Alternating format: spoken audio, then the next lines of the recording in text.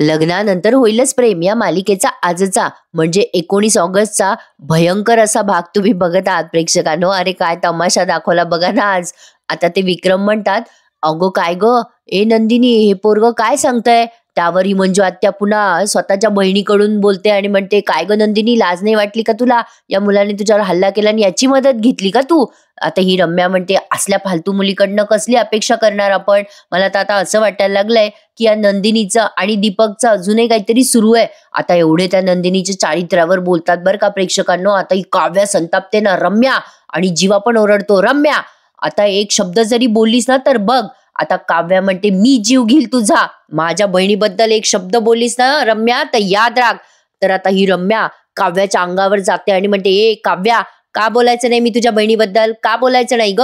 अगं तुला जास्ती पुळका आहे ना तुझ्या बहिणीचा, तसंच मला सुद्धा माझ्या आईची काळजी आहे. अगो मेंटली स्ट्रॉंग आहे ती तर ठीक आहे, तिच्या जागी दुसरं कोणी असतं ना तर आतापर्यंत कोलमडली असती. ही स्वतः तिच्या आईचं कौतुक करते का काय बोलते कोणाच ठाऊक. पण प्रेक्षकांनो किती तमाशा केला पाने या वसू आत्याने. आता त्या मानीन ते म्हणतात, ए रम्या, तुझ्या आईला सगळे बोलताय म्हणून तुला वाईट वाटणं स्वाभाविक आहे, म्हणून तू वाटेल ते बोलतेस, शब्द जरा सांभाळून वापर नंदिनीसाठी. आता ते विक्रम म्हणतात, सगळे तुम्ही रम्यावर आणि ताईवर तुटून पडू नका. तुमच्यावर कोणी असे आरोप लावले असते आणि ते खोटे ठरले असते तर तुम्ही विश्वास ठेवला असता का. लगेच या मानिनी ताई संतापतात आणि म्हणतात, काय बोलता तुम्ही, अहो ही रम्या नंदिनीच्या चारित्र्याबद्दल बोलते आणि तुम्ही रम्याचं समर्थन करताय. आता तो जीवा चिडतो. हे विक्रमचे बाबा म्हणतात, अरे ठीक आहे रम्या बोलली ते चुकीचंच आहे, पण नंदिनी जे वागतीये ते बरोबर आहे का. जीवा म्हणतो, हो बाबा, कारण माझी नंदिनी कधीच कोणाचं मन दुखवलं जाणार नाही याची काळजी घेते. जी मुलगी सतत दुसऱ्यांची काळजी घेते ती एवढा मोठा आरोप विनाकारण का करेल बाबा, याचा विचार करा, एकदा तरी विचार करा.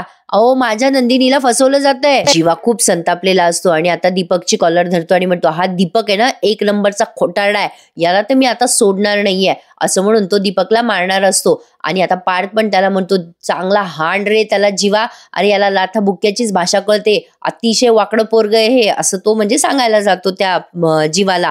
पण आता नंदिनीला वाटतं कशाला तमाशा करायचा. ती म्हणते, थांबा जीवा, राग आवरा स्वतःचा, आपल्याला तमाशा करायचा नाहीये. मानिनी ताई जीवाला लांब करतात.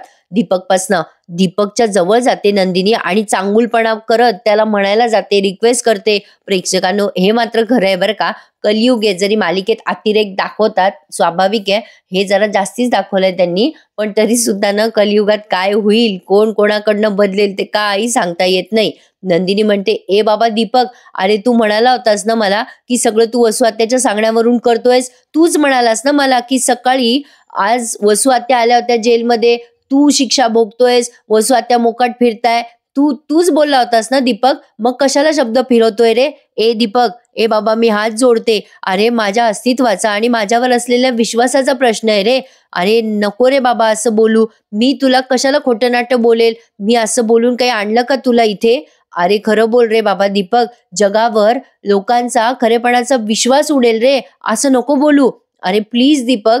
आता ही नंदिनी एवढं व्यवस्थित बोलते बरं का प्रेक्षकांनो. आता हा बघा ना किती निर्लज्ज दाखवलाय दीपक. आपण ना मालिकेच्या पात्राबद्दल बोलतोय बरं का. दीपक नंदिनीला म्हणतो, ए नंदिनी, बाजूला ये ना जरा, बाजूला ये.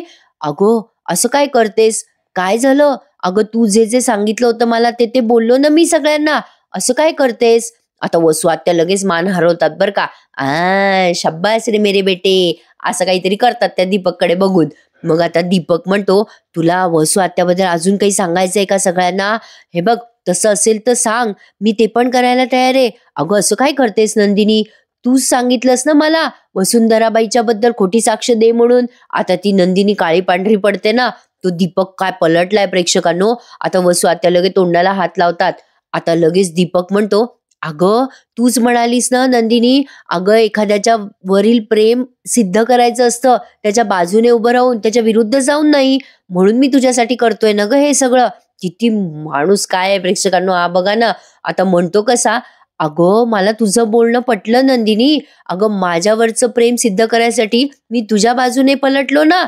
अगं असं काय करतेस नंदिनी, अगं तुला पण माझ्याबद्दल वाटतं ना काहीतरी. आता मात्र नंदिनी सनकन कानाखाली हाणते त्या दीपकच्या आणि म्हणते, बस कर रे.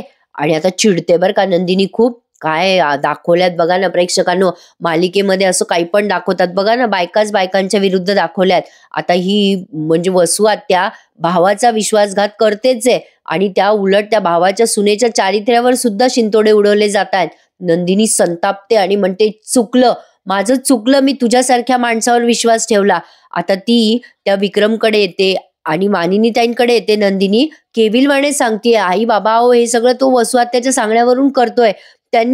त्यानेच मला सांगितलं होतं की पोलीस स्टेशनला मी जाण्याच्या आधीच वसू आत्या त्याला जाऊन भेटल्या होत्या म्हणून. आता वसू आत्याला वाटतं लगेच आपलं सत्य उघडं पडतं का काय, लगेच रडायला लागतात आणि म्हणतात, ए बाई अगं काय एकावर एक खोटं बोलती ग नंदिनी तू. काय ग ए बाई नंदिनी, सिनेमाची स्टोरी वाटली का ग तुला? अगं भाऊ बहिणीचं नातं का तोडते बाई? अगं कशाला माझ्या घरासमोर बदनाम करते मला, कशाला खोटं बोलते ग नंदिनी?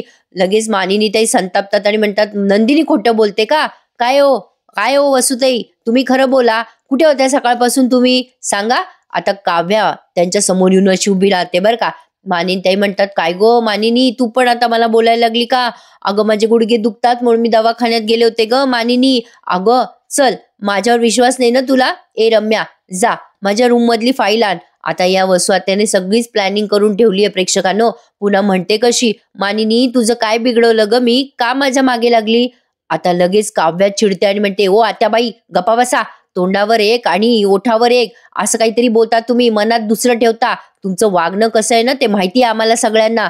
मग आता काव्या असं बोलल्यावर लगेच वसू आत्या काव्यावर ओरडतात आणि म्हणतात, ए काव्या गप्पा बस, मी नाहीये, तुझी बहीण आहे तशी. सुरुवातीला ती गोडगोड वागली आणि आपली इमेज चांगली करून घेतली तिने, आणि आता आमच्या भावा बहिणीमध्ये भांडणं लावतीये आणि असे तमाशे करतीये घरामध्ये. तिला माहिती नाहीये काव्या, अगं वर्षानुवर्ष मी माझ्या भावाच्या हातावर धागा बांधतीये, तो काही एवढा तकलादू नाहीये. आता त्या विक्रमला इमोशनल ब्लॅकमेल करते बरं का, आणि म्हणते या सगळ्याची जाणीव माझ्या विक्रमला पण आहे आणि मला पण आहे. ही काल आलेली नंदिनी आमच्या भावा बहिणीचा विश्वास असं सहजासहजी तोडू शकत नाही. आमच्या भावा बहिणीचे वर्षानुवर्षाचे बंध आहेत, असे तोडू शकत नाही तुझी बहीण. आता लगेच ते विक्रम इमोशनल ब्लॅकमेल होतात बरं का, आणि विचार करायला लागतात की खरंच की आपण आपल्या बहिणीला ओवाळणी दिली आहे, काही झालं तरी आपल्या बहिणीवरचा विश्वास डगमगू द्यायचा नाही. माणसं खरंच एवढे भोळे असतात का हो? बघा ना, आता ते विक्रम विचार करायला लागतात की आपली बहीण बरोबर बोलते. वसू आत्या म्हणतात, तुझ्या बहिणीला सांग गप्प बसायला.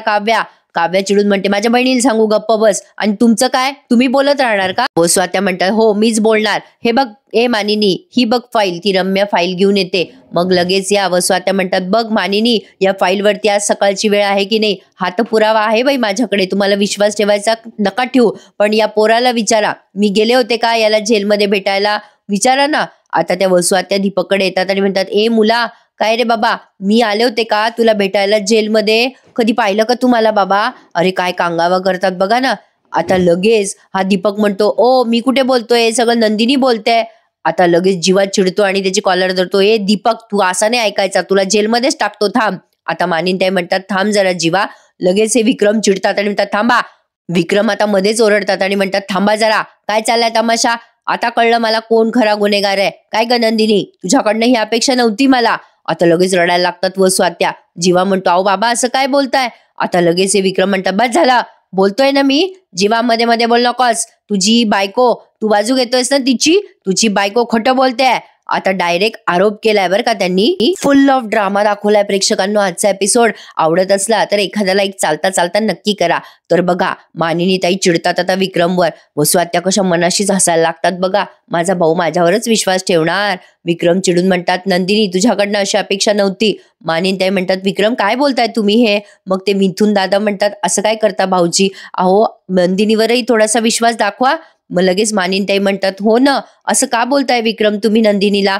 त्यावरती विक्रम म्हणतात, अगं काय बोलतेस तू मानिनी, अगं तुझ्याकडनं पण ही अपेक्षा नव्हती मला. मानिनीताई म्हणतात, विक्रम तुमचं बोलणं पटत नाहीये मला. मग लगेच विक्रम म्हणतात, तुला पटणारच नाही ग, कारण तुझा पहिल्यापासून माझ्या बहिणीवर आणि बहिणीच्या पोरीवर रागच होता. मग लगेच मानिनीताई म्हणतात, अहो काय बोलताय तुम्ही, कळतंय का तुम्हाला? विक्रम म्हणतात, बरोबर बोलतोय मी, माझी वसुताई माझी सख्खी बहीण आहे. नाही, आता मी काही रिॲक्ट करत नाही याचा अर्थ मला काही पटत नाहीये असं नाहीये. नाही, नंदिनीने काल मला दाखवलं ना की वसुताईच्या मोबाईलमध्ये याचा नंबर आहे, सापडला का? बघितला ना आपण सगळ्यांनी, सापडला का नंबर? नाही, पिऊची साक्ष आणली.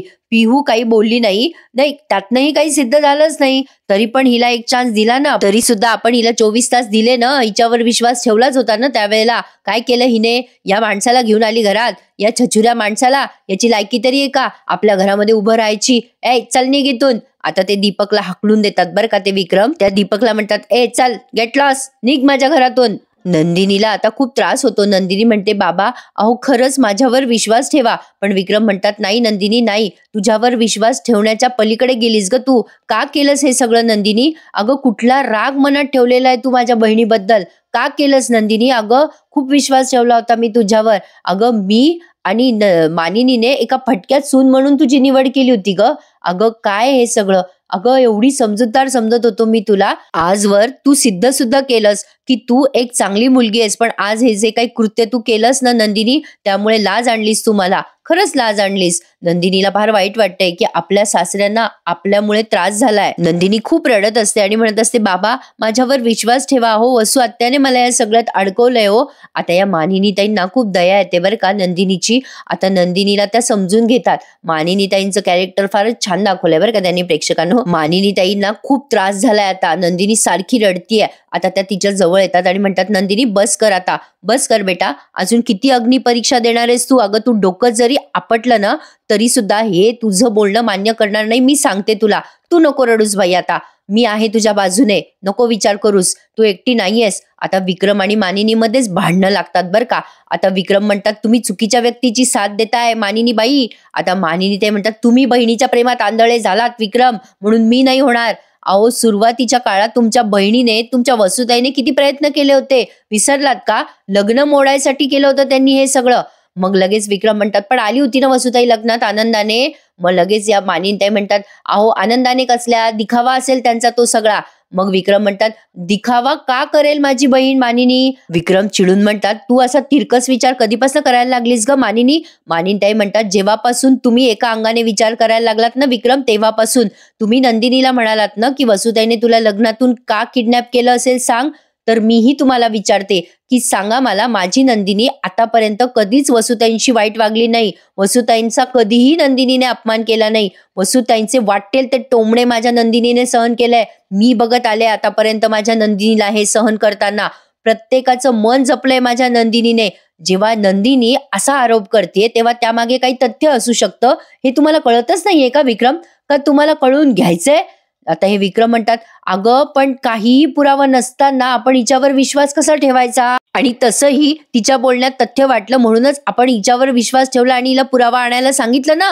मानिनीताई संतापून म्हणतात, पुरावा पुरावा काय करता हो तुम्ही? नात्याला पुराव्याची गरज असते का विक्रम? काय हो? अहो नात्याला विश्वासाची गरज असते. कुठे गेला तुमचा विश्वास नंदिनीवरचा? विसरलात का?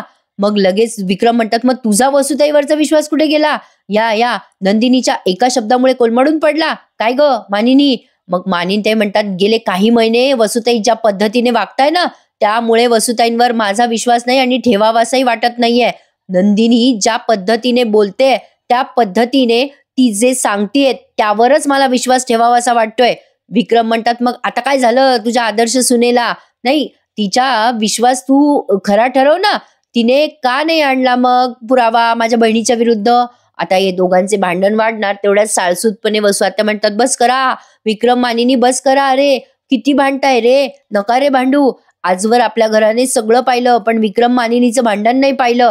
मला नाही सहन होते रे हे सगळं. बाई मानिनी, तुला वाटतं ना मी चुकीची आहे? बाई तूच सांग आता मी काय करू? काय अपेक्षा आहे तुझी? सांग ना बाई. बघा कशी मजा घेते प्रेक्षकांनो ही बाई मनातून. वसू आत्याचा ड्रामा काव्याच्या लक्षात आलाय आणि काव्याला तिच्या बहिणीवर जास्ती विश्वास आहे. प्रश्नच नाही प्रेक्षकांनो, ती तिच्या बहिणीवरच विश्वास दाखवेल ना. आता काव्या संतापते आणि म्हणते, बस करा आत्याबाई, किती नाटकं करताल. अहो तुमच्या या एका घाणेरड्या कृत्यामुळे माझं आणि माझ्या बहिणीचं आयुष्य बर्बाद झालं. तुमच्या या घाणेरड्या प्लॅनमुळे आम्ही काय भोगतोय याचा अंदाज पण नसेल तुम्हाला. आणि अंदाज आला तरी तुम्हाला काय करायचंय हो आमच्याशी? तुम्हाला काय फरक पडणार आहे? त्या दिवसाचा विचार केला ना आजही त्या लग्नाचा, तर अजूनही अंगात कापरं भरतं मला. माझ्या बहिणीला लग्नातून किडनॅप केलं गेलं. अहो त्याच लग्नात सगळ्यांच्या पाया पडणारी मी. माझ्या बहिणीच्या चारित्र्यावर शिंतोडे उडवण्यात आले. माझे वडील फेटा काढून सगळ्यांच्या पायाशी ठेवत होते. अहो सगळ्यांच्या पाया पडत होते. कोपऱ्यात शांतपणे माझी आई सुन्न उभी होती. अहो कोपऱ्याला भोग पडलेलं या मानिनीताई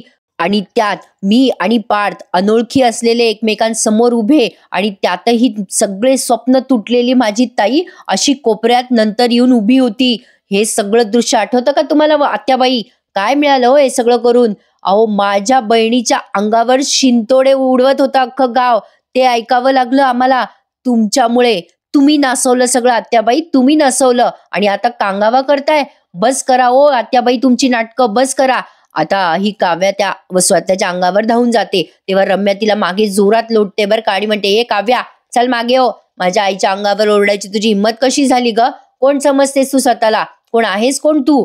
आता रम्या असं बोलते तेव्हा पार्थला खूप राग येत असतो बरं का. आता रम्या म्हणते, ए काव्या माझ्या आईपासून लांब राहायचं, समजलं का? आम्ही काय तुला घाबरतो? अशा गैरसमजुतीत राहू नकोस काव्या. आता मी काय करते ना ते बघच. तुझ्या बहिणीला 24 तास दिले होते स्वतःला सिद्ध करण्यासाठी. आता तुझ्या बहिणीला या घरात राहायचा काही अधिकार नाही. आता मी काय करते ना ते बघच. नाही तुझ्या बहिणीला आता घराबाहेर काढली ना तर नावाची रम्या नाहीये. आता प्रेक्षकांनो रम्याचा उद्देश काय आहे हे सुद्धा या विक्रमला लक्षात येऊ नये का? सांगा बरं मला. असो आता मालिकेचा एपिसोड इथेच संपलाय आज.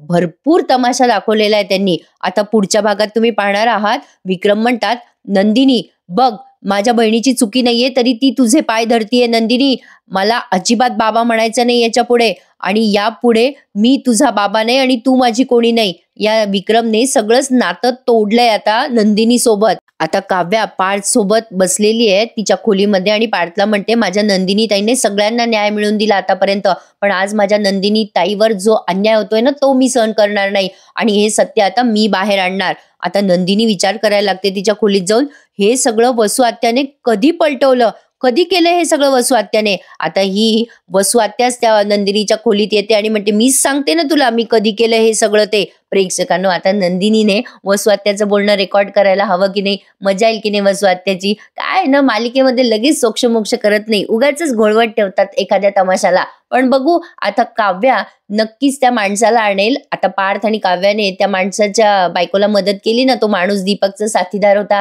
म्हणूनच त्यांनी तो प्रसंग दाखवला होता. आता काव्या त्या माणसाला आणून सगळं खरं खोटं करणार आहे. फक्त ना प्रेक्षकांनो यांनी लांबवायला नको बाबा, एवढं लांबवतात ना हे आणि तेच तेच तेच तेच घोळवत राहतात, बघायला बोर होतो मग. असो बघू आता काय काय तमाशा घडतोय. आजचा एपिसोड कसा वाटला ते नक्की सांगा आणि मी तुम्हाला शब्द न शब्द सांगितलाय. आवडल्यास लाईक करायला मात्र विसरू नका. भेटूयात उद्या पुन्हा एकदा. तोपर्यंत टेक केअर. धन्यवाद.